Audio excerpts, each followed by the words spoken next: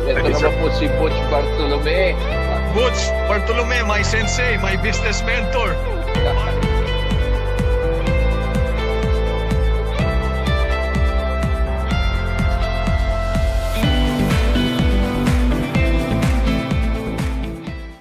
Good morning, good afternoon. Butch Bartolome po ito. At ito naman po ang ating business mentor na nagbibigay sa inyo over Manila Times. No? At ngayong araw na ito, ikausap natin ang isang doktor na siya po ay nag-retire na. But, you know, I mean, retirement is always another chapter of your life. Di ba? Sinasabi natin. So today, this morning, imbitahin po natin si Doc Hill. Doc Hill, ano pong, paki-introduce mo sarili niyo sa ating mga nanonood sa Manila Times. I'm Hill Vicente, willing to help other people to succeed in this kind of endeavor. It's like a business Opo, having a medical eyewear. Anong year nga kayo nagsimula? 1981. 1981. No? Kaya ikaw na bahalang gano'ng katandaan talaga yung doktor mo. Kumbaga, veterano na talaga. But Doc, ano nakita niyo sa technology ngayon? Yung dating ginagamit ko noon, ang tawag din automatic refractometer, malaki. Nakikita mo sa mall, malaki yan. Ngayon, ang gamit ko ngayon... Nung kayo nung 1980? 1981? Anong itsura ng mga... Ang gamit ko noon... Optical ba yun? Ito, makikita mo itong trial case ko. Ito yung aking 1981 pa to. Papakita natin yan. Yan eh, papakita natin yan na yan ay... Anong tawag nyo dyan sa... Parang briefcase Trial case. Trial case. Okay. Ito yung final prescription ng mga doktor. Dito kinukuha. Okay. Ito ginagaya trial case ang tawag. So yan ay bit nung araw na talagang hindi kahit saan kayo pumunta. Yes. Pero trial case, pero wala ko kayong mga refractor. Wala pa ako noon. Oo. Ano ba itong maliit na gadget na parang camera? Ito galing Germany. Okay. Wells Allen ang brand nito. Ito yung pinaliit na automatic refractometer. Pinaliit. Kaya magaan na ang trabaho ng optometrist ngayon because of this gadget. Alright, okay. So yan, ipapakita rin natin as we go along. Yeah. But anyway, Doc, ano ba nakita ngayon the age of this technology with the age of a lot of people wearing glasses now at lahat? Ano ba nakikita kasi, niyo ngayon? Napansin ko, magmula nung dumating ang 3G, 5G, yung mga radiation, doon na-apektuhan ang mga pasyente. Lalo yung mga bata ngayon na mahilig sa mga tablet, computer. Because of radiation, nasisira yung na-apektuhan yung kanilang eye health. Pero nung araw naman, nung early years, parang television lang naman, di ba? Kasi walang masyadong, diba? walang masyadong radiation noon. Okay. Unlike ngayon, may 5G na ngayon eh. Ano ba yung 5G? 5G. Marami narinig natin itong 5G na ngayon. Nakita yung mga tower dyan na mga nasa labas, mga nakausti dyan ng mga tower. Yun yung 4G, 5G. Wow. Para sa internet. Kasi pag wala yun, hindi tayo magkakaroon ng internet connection all over the Philippines, all over the world. Kaya, napabili natin radiation. The technology of is affecting also the vision, di ba? Tama. So, yun ang importante. Now, ano ba itong technology ngayon na sinasabi natin, medical nanoprotect? Ano ba yung nakita natin yun? Itong eyewear na to, itong nakita ko sa iyo. This is an eyewear. Yan. Si Doc ang papakita ngayon. This is an eyewear na pag meron ka niyan, itong frame na to, implanted dito yung mga minerals, embedded sa frame. Kaya yung frame na to, it is classified as a medical eyewear. Why? It can give you protection sa lahat ng bagay. Sample. May protection. Meron siyang mga anti-UV, anti-blue light ray. Paano natin malalaman yung UV po, Doctor? Pag sinabi natin sa UV. Pag yung UV, nasa lenses yan, mga lens protection yan. May pinakita kayo na demonstration ng lens. Ito, example. Example, pag wala kang protection, Yan, sandali. Tumatagos, Natin yan. tumatagos yung ano, tumatagos yung radiation. Ayan, no? Pag meron ka nito, pag meron ka nitong protection, nakikita mo na hindi pumapasok yung radiation. Mm. Ayan, no?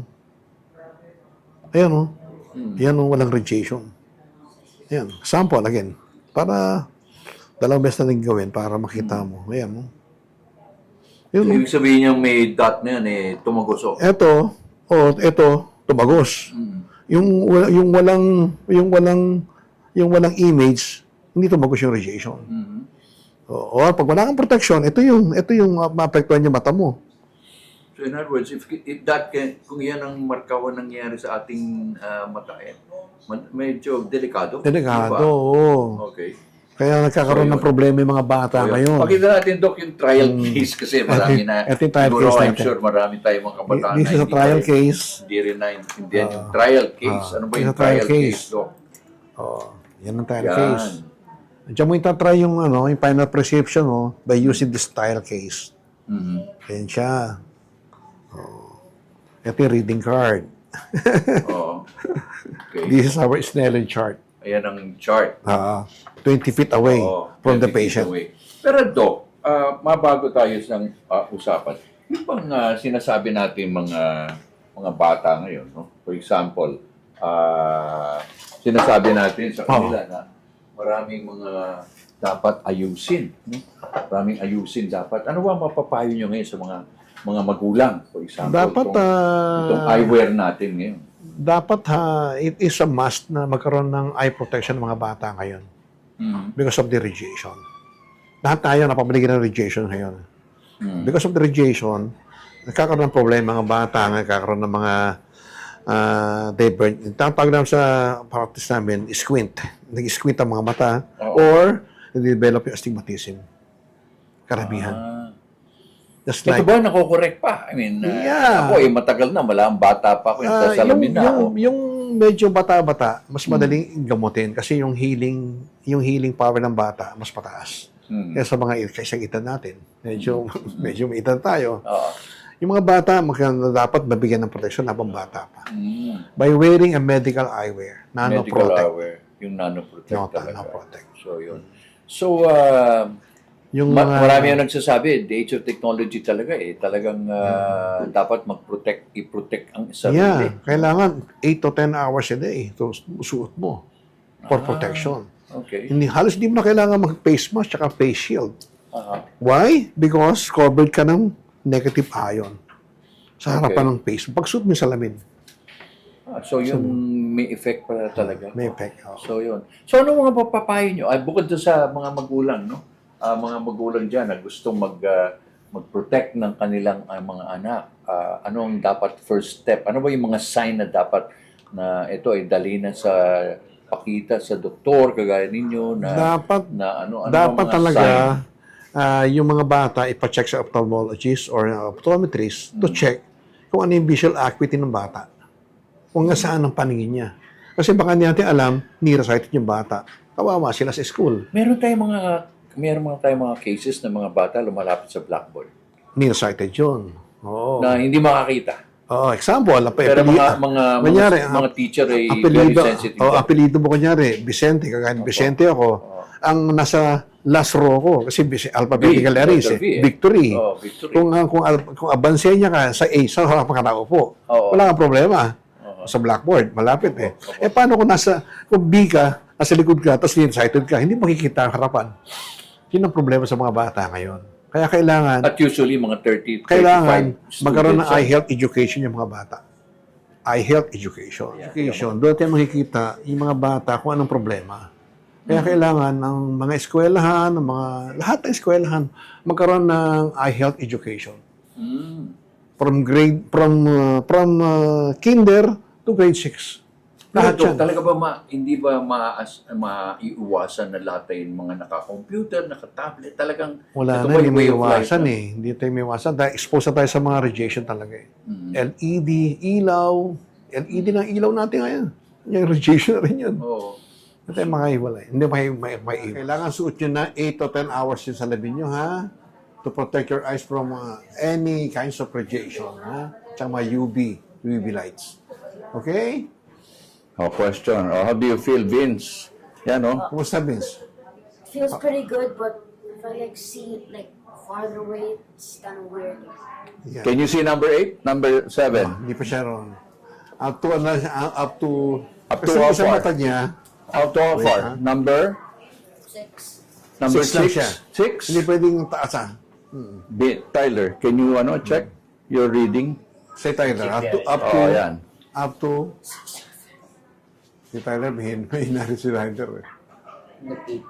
8. Oh, okay na 8. Number 8, ha? Oh, Kap, ano masasabi mo dyan, Kap? Yeah, of course, Doc Hill is number 1.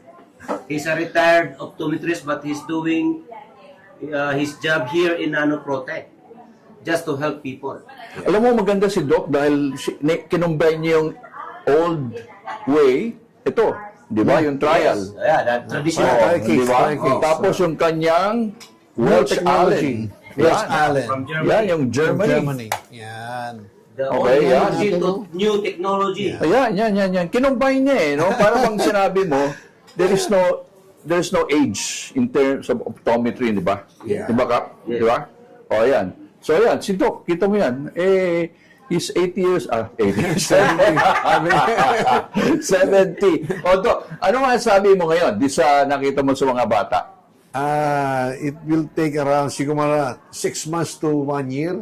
Kasi parang visual training yung ginawa ko sa kanila eh. Mm-hmm. Series of lenses na ibababa natin later on ng grado. Yes. Alright. Pabin, so how do you feel? Okay. Okay? Tyler? You're all set? Oh, kita mo, yan. So, what can you say sa mga ka-age mo, Tyler? Mga nagsasalamin, what will you say about having their eyes checked, yeah? I think that they should get their eyes checked. Yeah. Oo. Di ba? Especially here at Nanoprotect. Oo, sa Random Protect, yan. Siya si Cap. Okay? Yeah. Captain Roy. Because we are Okay? not here for business, we are here to help people. Alright, right. So, Doc, yan. O, final word na bago itong ating interview. Ito na eh. Dapat na ito mga lahat ng tao dapat mapacheck up. Mhm. Mostly mga student. Why? Okay. Kasi karamihan ng bata ngayon nagkakaproblema sa mata.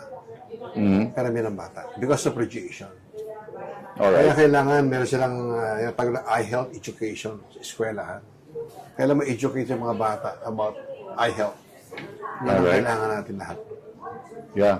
Pero ano yung kino-combine dito, Kap? Yung kino-combine ngayon dito sa ating frame, lahat. Ano yung kino-combine ni Doc ngayon? Yeah, of course, in Nanoprotect, our technology is in the frame and temples. Yeah. And Doc his specialty is in the lenses. So we Uh-huh. combine, Special lens. yeah, from the frame and from the lenses, then you can have this in one here at Nanoprotect office. Yun. So, kinombine 2-in-1. Alright? So, yan. Yan po mga kaibigan. Yan ang tinasabi ko nga dito sa atin. Yan. Ayan. Tignan nyo yan. Nanoprotect. Dapat titignan nyo. Yan ang aking bagong look ngayon. Alright? So, yan. Yan ang ating mga kasama ngayon. Sila Doc at si Cap. Alright? So, again, maniwala kayo. I will give you an update later on. Okay? Thank you. Bye-bye. Ayan. Ito naman po si Butch Bartolome. Butch Bartolome, my sensei, my business mentor.